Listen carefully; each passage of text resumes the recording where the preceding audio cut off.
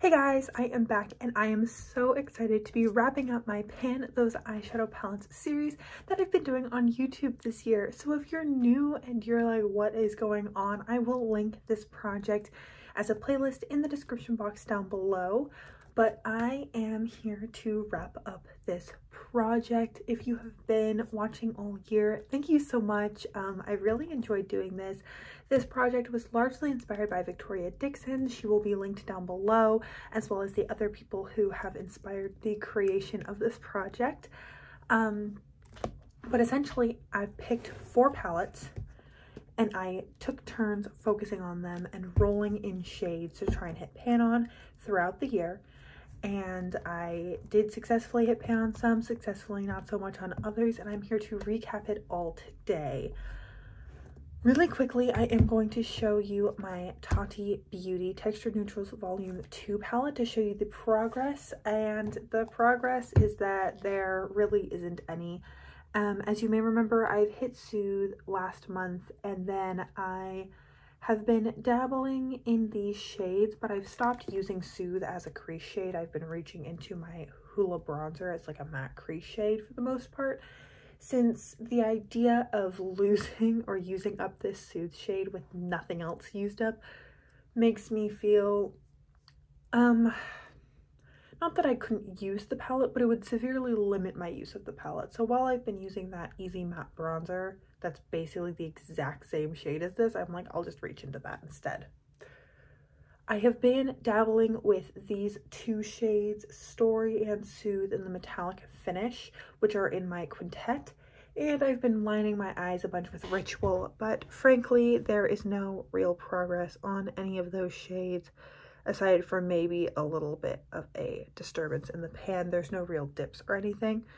My last shade was Soothe in the sequin finish, I believe, and although that is a beautiful shade, I did not really reach for it the past month. I reached for a lot when I first rolled this palette in and then have not reached for it much since. The main point of me rolling this palette in was just to give myself permission to use it.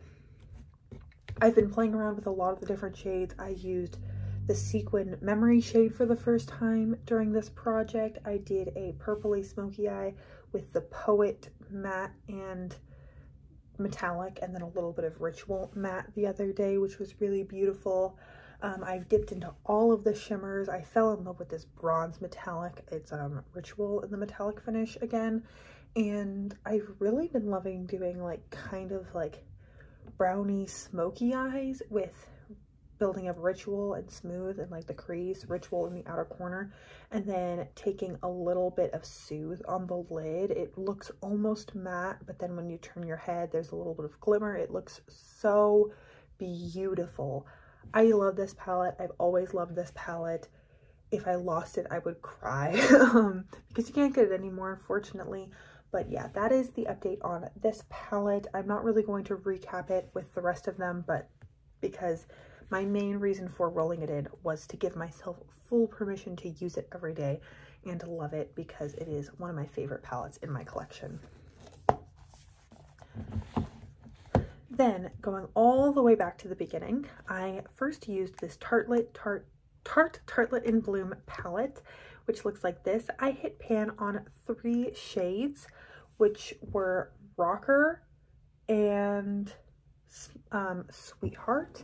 And then I also hit pan on the shade Charmer.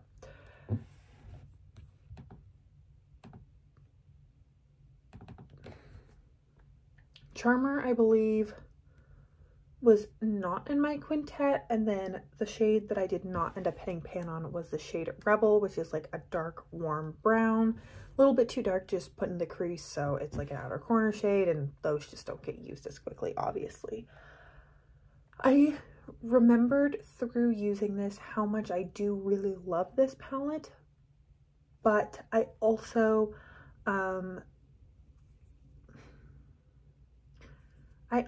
do feel like I have gotten better at applying makeup since I first purchased this palette many years ago, and because of that I feel like This will always be a beautiful staple in my collection, but I do think that the Tati Beauty has finally beaten this out for my favorite palette, because there's just so much more you can do with this because there's like twice as many shades. And I really love this palette. I really loved revisiting it and hitting pan and making it look as loved and used as possible. If I could hit pan in these two, then I feel like this palette would just be like as used and abused as possible. I've definitely considered coming back and painting this as a standalone pen, that palette. I was seriously considering it for 2023. If you are curious to see what I am going to pan in 2023, come back tomorrow and my introduction will be up then, and I'm very excited to announce what I'm going to be panning. No spoilers, but this was in the running, and it is a really beautiful palette and quite old in my collection. And I'm very happy that I hit some more pans on it this year and got some time to like seriously focus on it.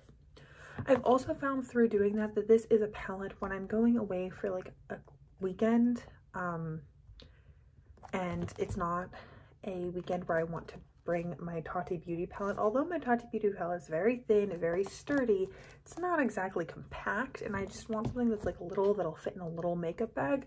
Then I just kind of automatically reach for this. Although it's not super adventurous, it is really good and a very good standard palette. Then we have my Huda Beauty New Nude palette. I had this in for the springtime, and I also hit pan on 3 shades. The shades were Bare, Secret, and Love Bite. And if I remember correctly, the shades Raw and Charmed were also rolled in at certain points. Raw, I did get a little bit of a dip in, and then Charmed, I was way more confident in my ability to hit pan on it. It has a slight dip in it. It is a beautiful shade though. As you can see, Love Bite has a little bitty pan, Teddy has a little bitty pan, and then Bear got some good use this past year.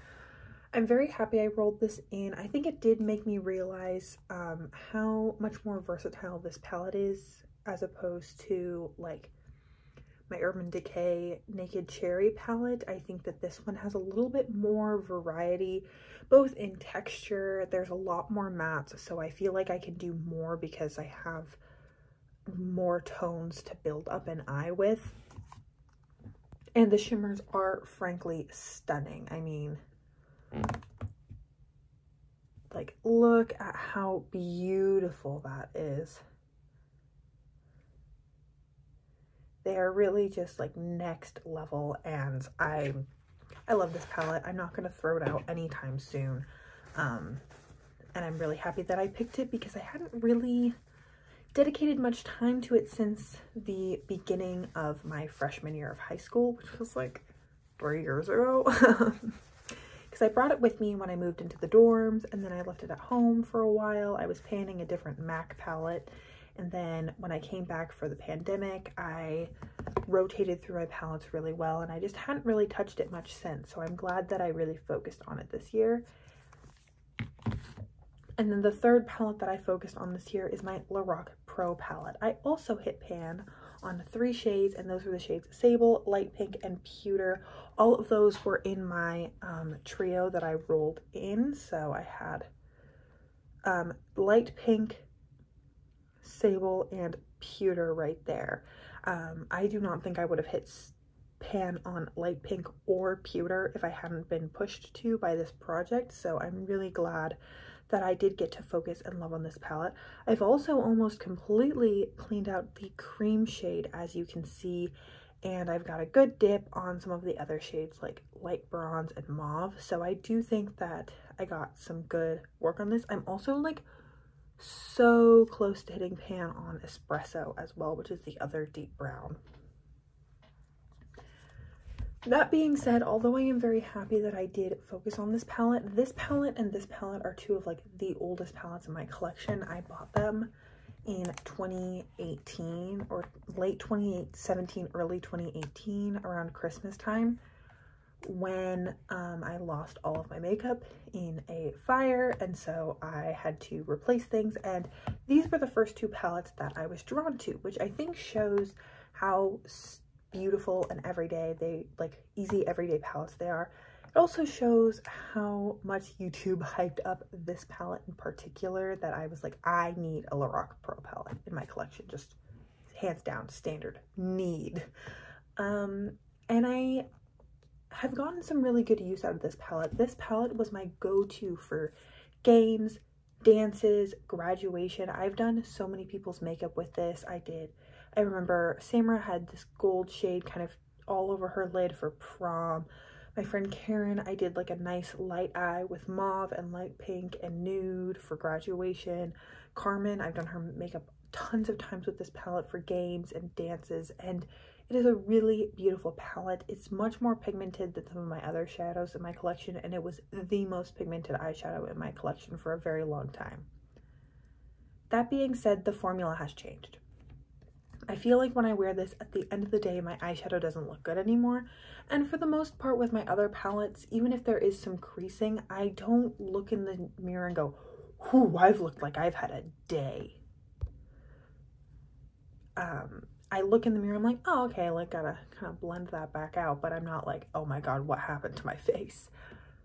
That is a sign for me that it is time to let this go. So since I've already done my inventory and all of that for the year, this isn't going to count as like, I'm not going to take it off preemptively, or I didn't take it off preemptively for my 2022 numbers, but this is something that I am going to just throw out.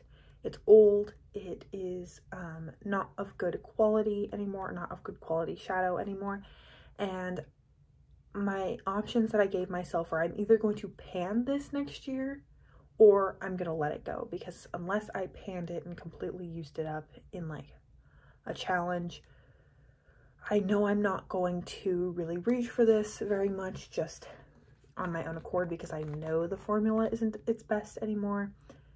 And then it'll just sit in my collection for another year or two, and then I'll throw it away in a year or two.